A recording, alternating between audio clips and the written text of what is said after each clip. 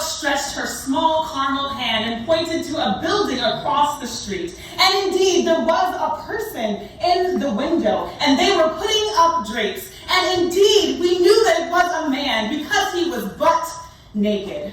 And he was swinging back and forth, putting up those drapes. And I ran to the window, and of course, in the New York City Department of Education, we have these lovely plastic drapes, which are upheld to the windows by these twine made from World War II, attached to this tiny pulley. And so I run over to the window, and I start pulling down the drapes, and tying it up. And I go to the next one, and I tie that one up. And then I continue to teach. Now, I don't know if Dr. Mary Mcleod Bethune ever faced that specific challenge, but indeed, she did face challenges in her tenure as an educator, and she too kept teaching. I am honored to continue in that legacy among so many amazing educators, not just in New York City, in New York State, and the world. As was mentioned in my book and through teaching teachers and students, I use the Shine Bright framework, and I'll explain what that means, and I'll touch on a couple points that I think resonate with the legacy of Dr. Mary Mcleod Bethune. The S stands for show up and smile. The H stands for humble and not timid. The I stands for inspire. The N stands for never give up. The E stands for energy, manage it. The B, this is bright, spelled phonetically, not the regular way. The B stands for bounce back and fail forward. The R stands for real, recognize real. The I stands for invest in you and them. The T stands for tenacity, and the E stands for extremely execute.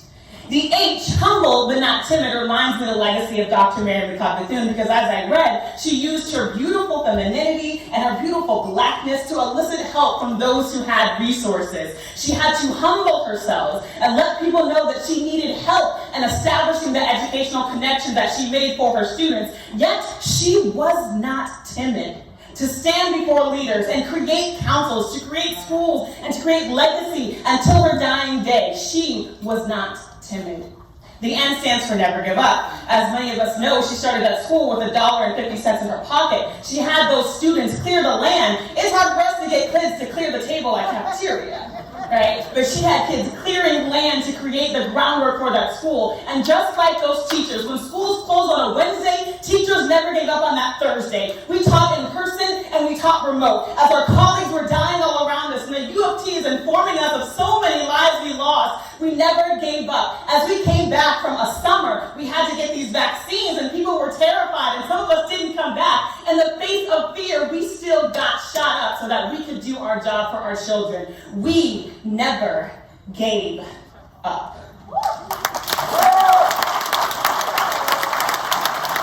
And that I stands for inspire, as she inspired us.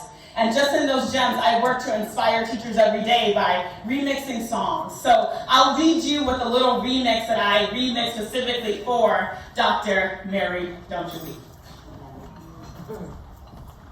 Look out, 'cause here I come, and I'm marching on to the beat she drummed. I'm not scared, but even scared, or on Zoom, I'm just like Dr. Bethune, and I will teach. Fear not and shine bright.